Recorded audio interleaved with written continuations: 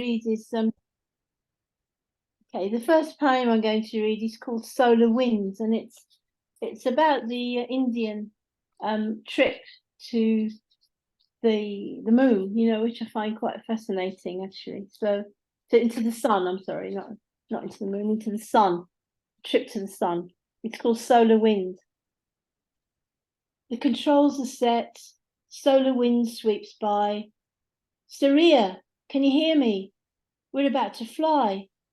The Heart of the Sun by Pink Floyd is our inspiration. We're descended on by ghosts. We remember them well, before the flames shot out, creating our funeral pyres in a memory of loss, in a memory of pain. Saria, is it you in the burial ground, scattering ashes of yesterday? I reflect on your love of sunshine, in your glittering robe of pain, drawing us in as we connect with our original sin. Can this be utopia before our kite burns and our computer can no longer control us? We're on our way to a sustainable civilization. Speak to me of solar punk energy at its peak, renewable energy at its very source. We're the new community finding our way. We're derivatives of cyberpunk at its peak. Good day, sunshine. Good day, sunshine. We're here to address climate change and pollution. No, we're not into doomerism.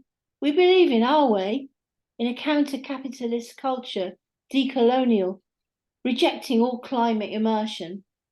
We like it hot, the hottest chilies we can grow, a super fuel for curry paste, the hottest you will ever taste. Go, go, go. Fire us up with Vindaloo, homemade and proud. We're ready for these psychedelic effects. A lucky charm hangs round my neck. Give me instant libido. It's time, I'm sure it's time. We wrote the Cyberpunk Manifesto in 2019. We hippie chicks are ready to go. We wrote the books and cut them up.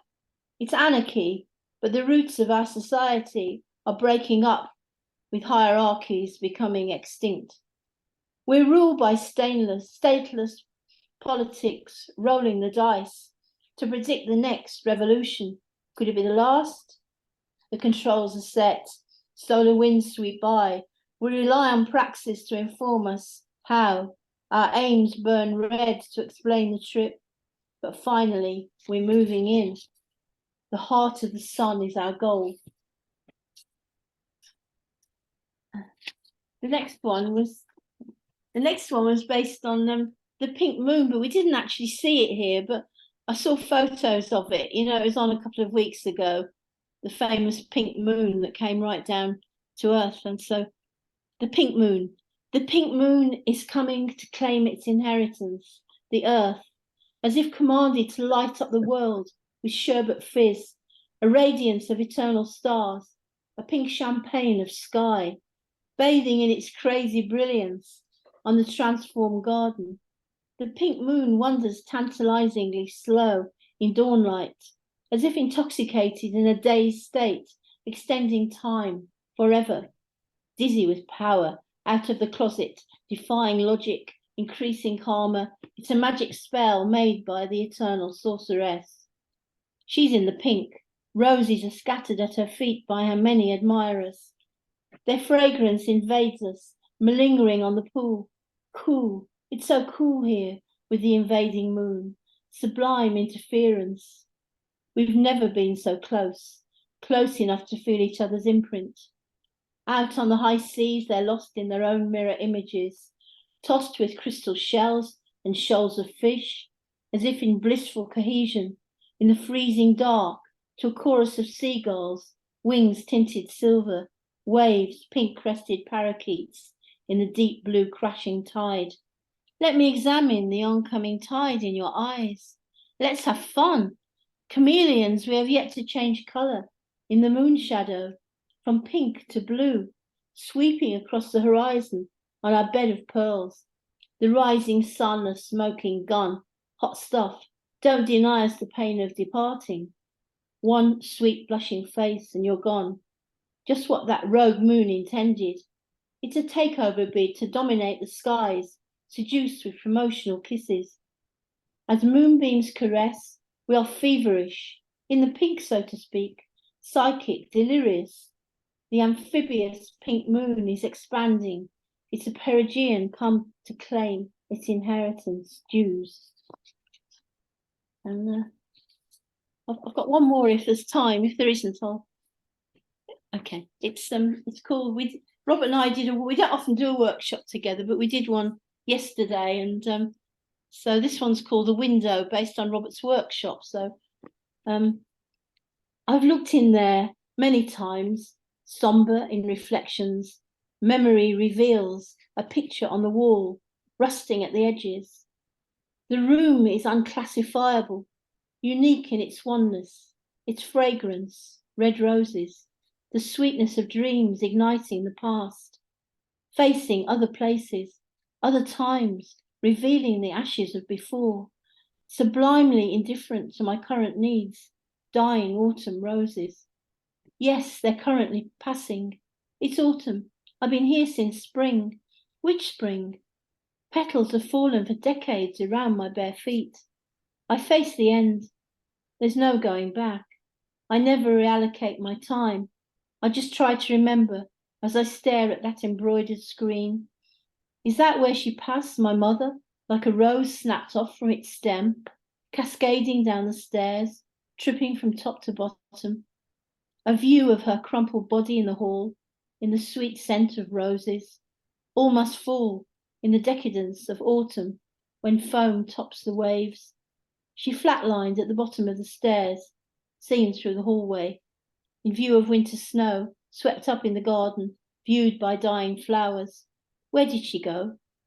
I look for her in her favourite picture on the wall, a crinoline lady standing on her lawn, as spring bulbs are opening.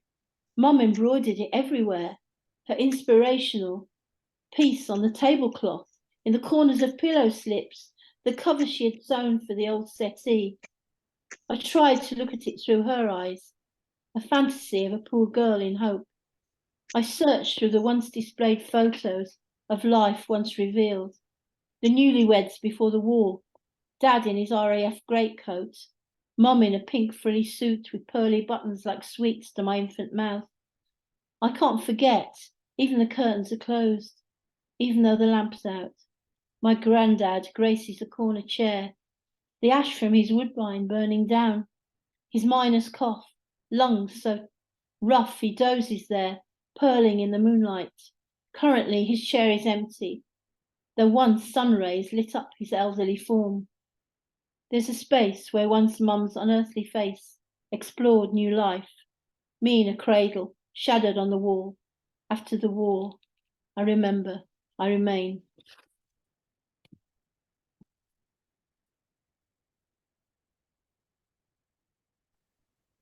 Thank you. I'm lucky enough to be in London Grip New Poetry, edited by Michael Bartholomew Biggs. And this is the poem that's in the current issue. When the nematodes evolved. A grain of rice on the first square of a chessboard. Essentially, the mantissa obtained using Napier's bones. Zeros and ones, Boolean algorithmics, computed by Augusta Byron and Charles Babbage's mainframe.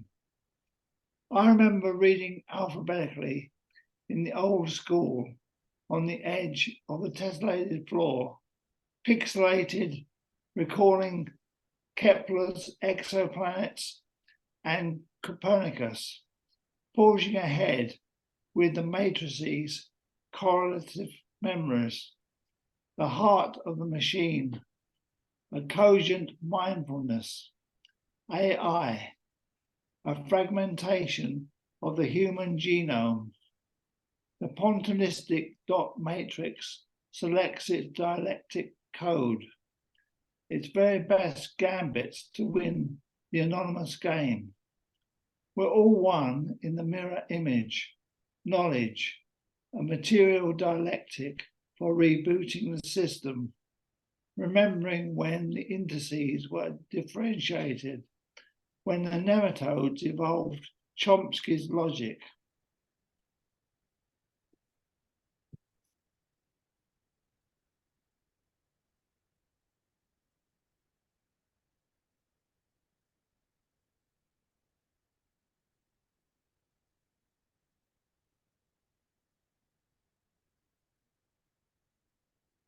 And thanks to David Barnes in the Bastille some time back now,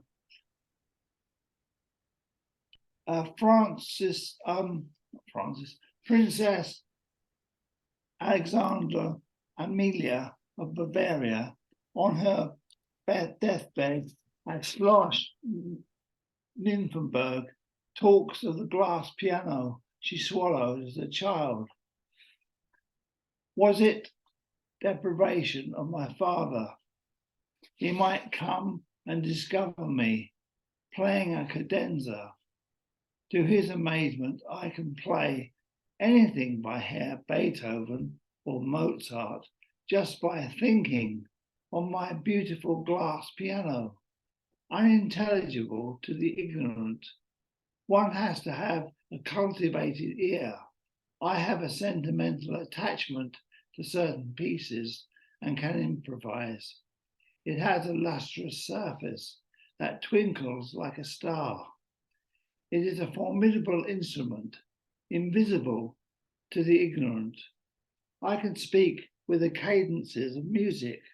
They say an opera singer can break glass at a high pitch. I avoid the opera house. When I'm in my glass coffin, they'll find my diamond pane piano in place of me. Can you hear that weird sound? It could be nervous strain. My doctors were very sympathetic, but none of them have a true musical ear. Promise me my piano will be safe. Thanks very much. Well done.